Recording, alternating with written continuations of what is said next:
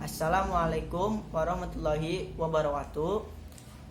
Nami abdi nyaeta Raka Pramudia Putra.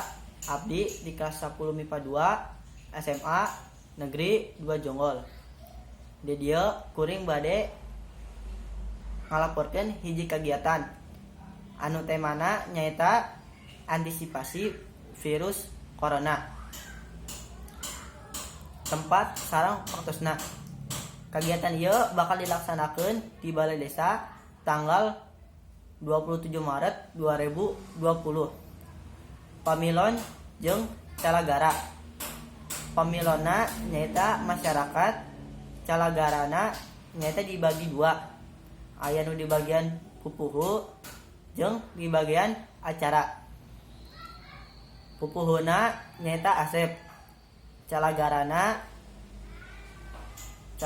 anu di bagian acara nyaeta Indra, Udin, Siti, jeung Jamal. Kasang tukang. Acara ieu dilaksanakeun pikeun masihan pedoman jeung informasi ka masyarakat guna carana antisipasi virus corona. Pedaran kagiatan ieu dibagi jadi dua sesi.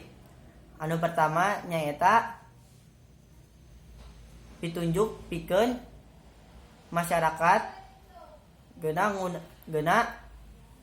ngeunaan cara antisipasi virus corona. Anu kadua nyaeta mariksa suhu awak pamilon atau peserta anu hadir atau masyarakat anu hadir. Panutup.